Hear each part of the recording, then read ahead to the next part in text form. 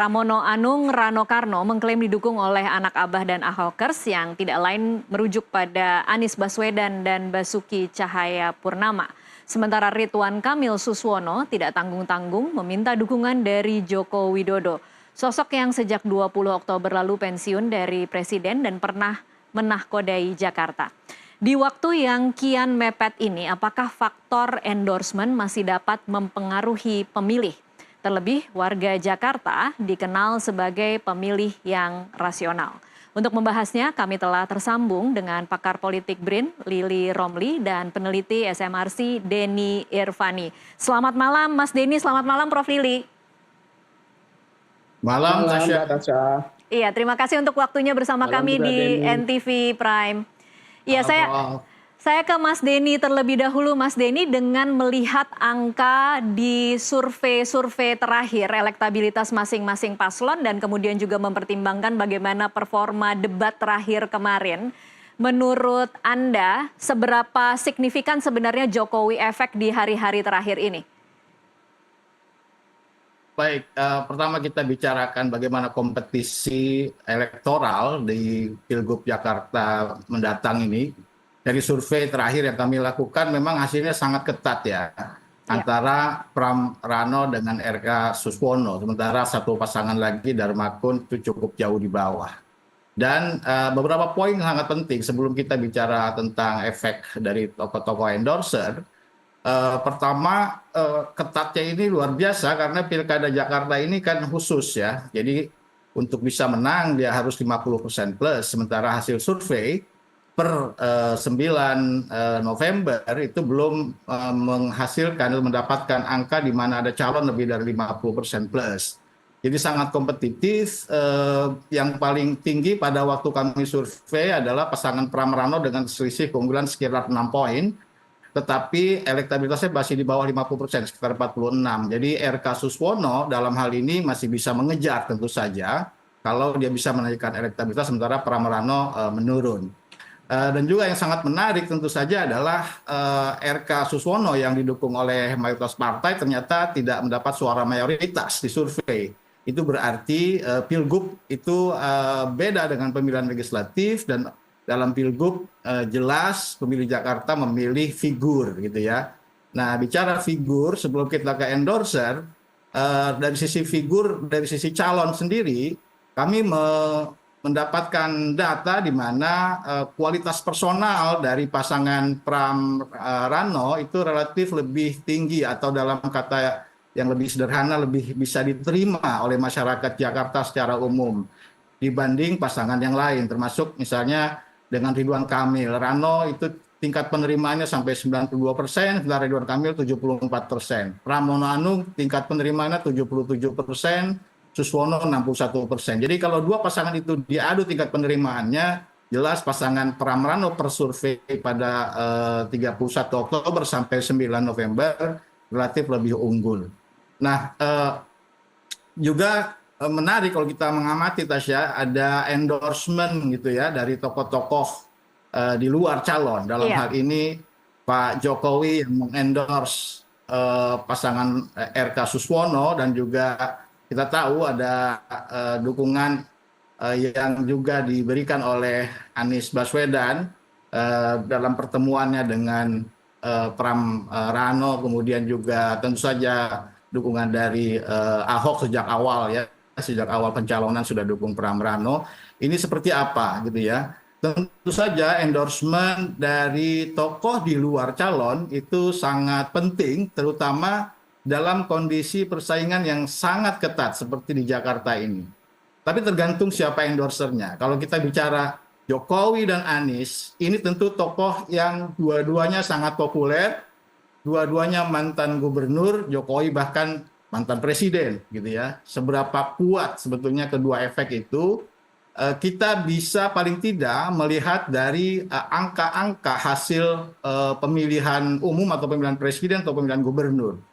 Kekuatan Jokowi menurut saya itu seimbang dengan kekuatan Anies. Kalau kita lihat Pilpres 2024, di mana Prabowo Gibran, kita tahu dia adalah proksi Jokowi, itu dapat suara 41%, dan Anies juga 41%. Ini kan angka yang seimbang. Maka kalau efek Jokowi atau Jokowi mendukung RK, kemudian Anies mendukung Pramrano, maka akan saling meniadakan efek itu kalau itu terjadi. Dan kita sudah lihat itu baik, terjadi. tapi Mas Denny itu kan angka-angka di Pilpres ya. Per hari ini mungkin pengaruh Jokowi harus diukur lagi mungkin Mas Denny. Apakah masih sama berpengaruhnya dengan ketika Pilpres? Ya, pengukuran terhadap endorsement tentu butuh instrumen khusus ya. Dalam survei tidak ada pertanyaan tentang efek Jokowi secara langsung. Ya. Jadi kita bisa membaca dari data-data yang terkait lah kira-kira dengan itu. Tapi satu hal juga yang saya ingin share di sini adalah Pilpres 2024 itu terlihat masih membekas, Tasya. Di mana gitu dari analisis cross tabulasi antara masa pemilih Pilpres dengan pilihan gubernur. Kita dapat informasi atau data yang sangat menarik di mana Pramrano ketika kami survei di awal November itu unggul di pemilih Anies dan Ganjar. Sebaliknya RK Suswono itu unggul di pemilih Prabowo Gibran.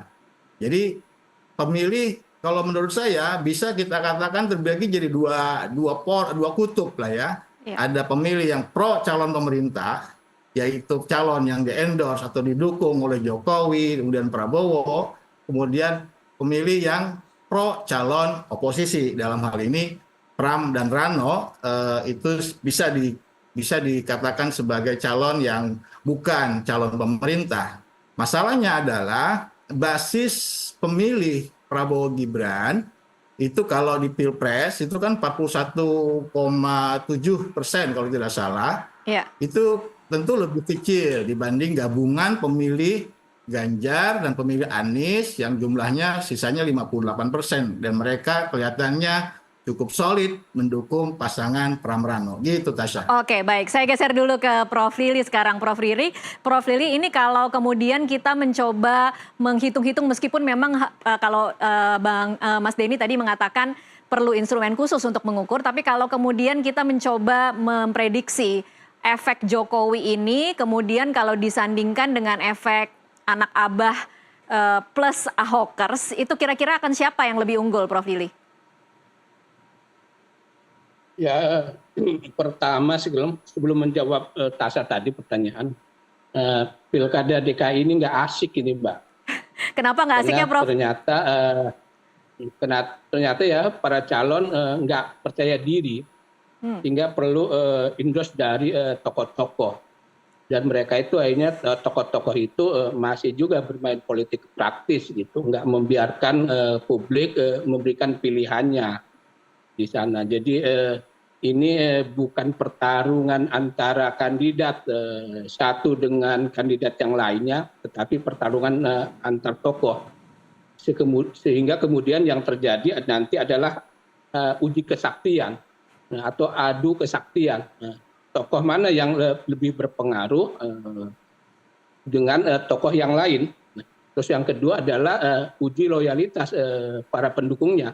Apakah masih mengikuti perintah dukungan dari tokoh yang dipujanya tersebut atau tidak.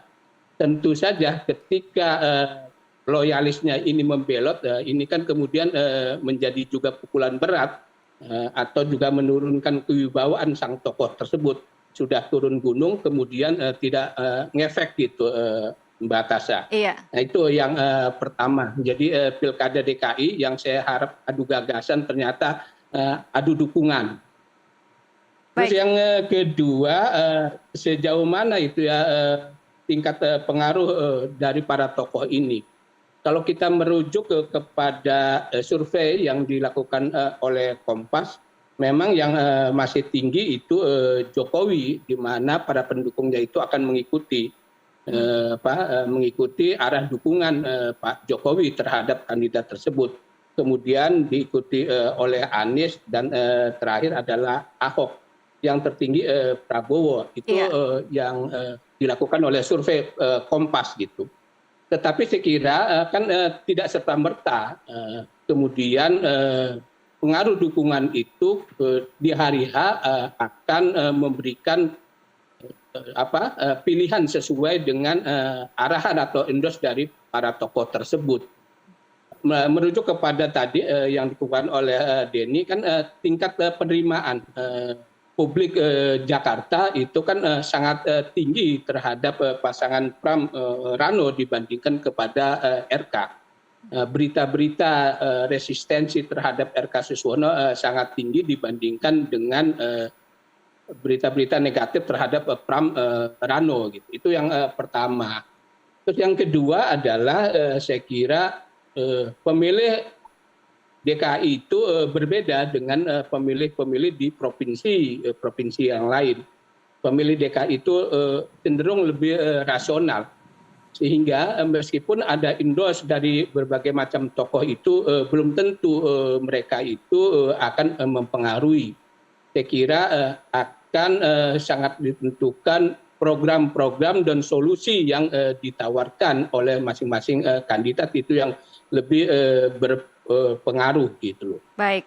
Prof. Lili, kalau kemudian kemarin kita mendengar ada statement atau ada wacana bahwa Jokowi akan mengajak para relawan untuk mendukung RK. Menurut Anda ini masih kuat atau masih solid tidak para relawan Jokowi untuk kemudian bisa memenangkan RK?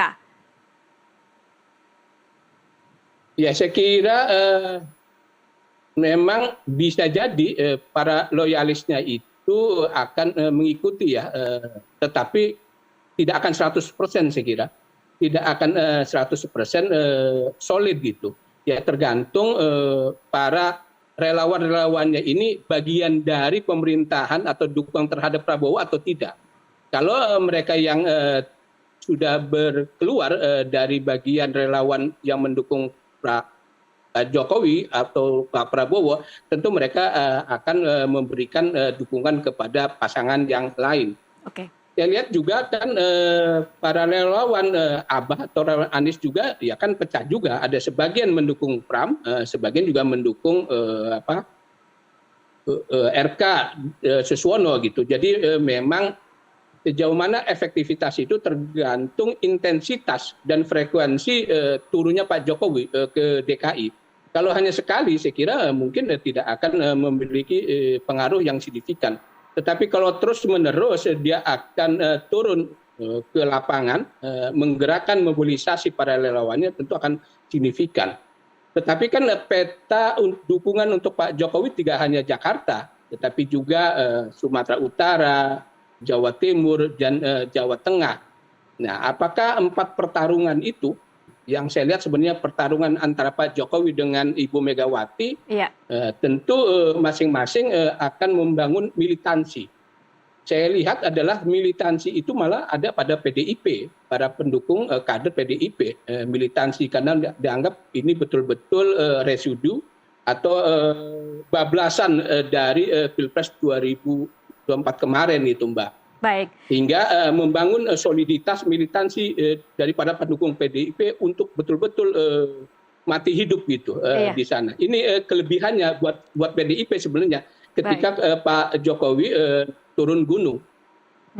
Oke, baik. Saya pindah lagi ke Mas Denny. Mas Denny, sebelum kita bahas lagi lebih jauh soal kira-kira mana yang efek endorsannya lebih unggul di Pilkada Jakarta, saya ingin sedikit menyinggung soal kira-kira apa motivasi Jokowi. Dia bukan ketua umum parpol, kemudian per hari ini tidak terkait dengan partai politik manapun. Kalau Anda membacanya, apa kira-kira motivasi Jokowi begitu rajin turun gunung untuk mendukung calon-calon yang dia inginkan? Ya, kita ingat bahwa Ridwan Kamil itu menjadi calon gubernur ketika Jokowi masih berkuasa. Dan tentu ada komunikasi politik diantaranya termasuk mungkin adalah bagaimana Pak Jokowi misalnya membantu mengendorse Ridwan Kamil ketika maju ke Jakarta.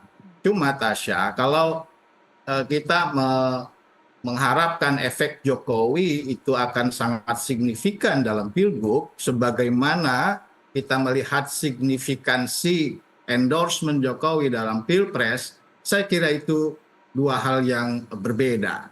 Kenapa? Karena Jokowi efek dalam Pilpres itu begitu kuat eh, terbukti ketika pencalonan Prabowo Gibran, Jokowi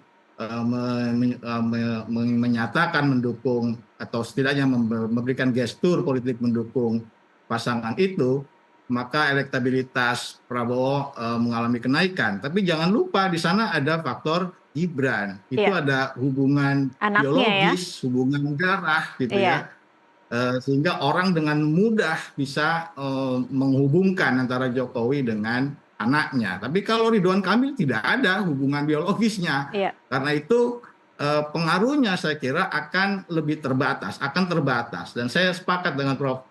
Romli bahwa pengaruh itu mungkin tidak akan terlalu besar karena pemilih Jakarta adalah pemilih yang rasional, lebih rasional.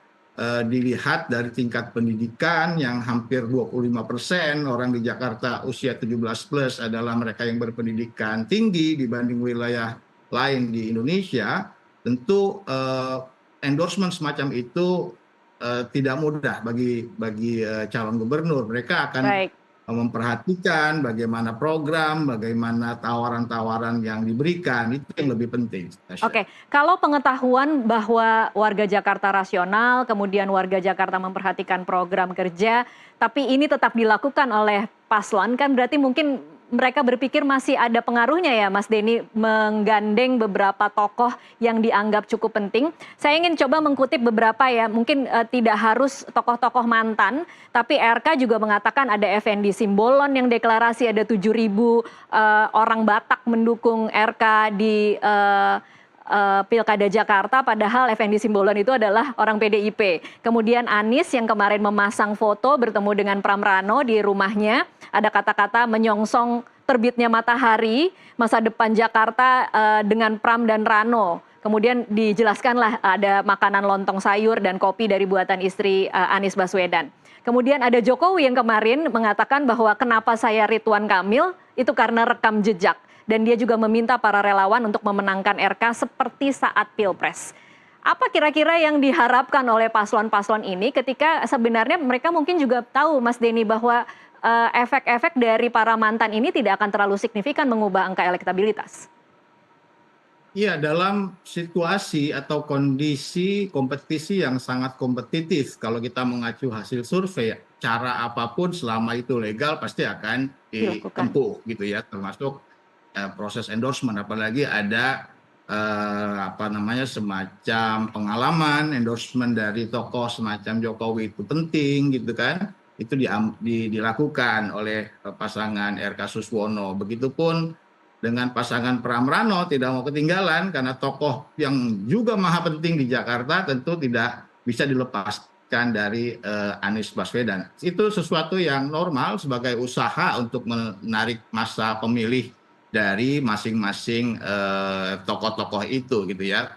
Tapi menarik juga kalau misalnya tadi ya, misalnya ada endorsement dari tokoh PDI Perjuangan beretnis Batak gitu ya untuk mendukung RK Suswono. Sebetulnya yang lebih menjadi krusial bagi RK Suswono bukan menarik massa pemilih PDI Perjuangan karena jumlahnya hanya sekitar 14% aja itu di Jakarta. Yang lebih penting bagaimana soliditas, menjaga soliditas masa partai pendukung RK Suswono yang jelas ini bocor kalau kita lihat hasil survei kan tidak unggul, padahal lebih dari 80% loh itu kalau digabungkan masa-masa pendukung RK Suswono. Jadi tidak solidnya dukungan di internal itu yang lebih menjadi kunci sebetulnya.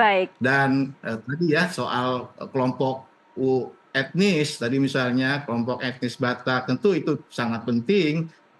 Saya punya data kalau dari sisi kelompok etnis, dukungan kepada Ridwan Kamil itu mayoritas berasal dari etnis Sunda. Ini wajar karena Kang Emil orang Sunda. Kemudian dari kelompok etnis Betawi yang unggul Pram Rano karena sidulnya gitu kan. Nah masalahnya dua etnis besar itu yang lebih besar adalah etnis Betawi di Jakarta 2 kali lipat dari etnis Sunda. Yang juga sangat menentukan nanti etnis Jawa. Nah, etnis Jawa ini sekarang masih terbelah nih, masih terbelah antara Pram dan RK. Gitu, Tasya. Baik, Mas Denny, Prof. Lili ditahan dulu, nanti kita akan bahas lebih jauh soal Pilkada Jakarta, termasuk bagaimana partai-partai pendukung paslon nomor 1 yang hingga saat ini dinilai banyak pihak tidak solid mendukung paslon nomor 1. Kita akan kembali sesaat lagi.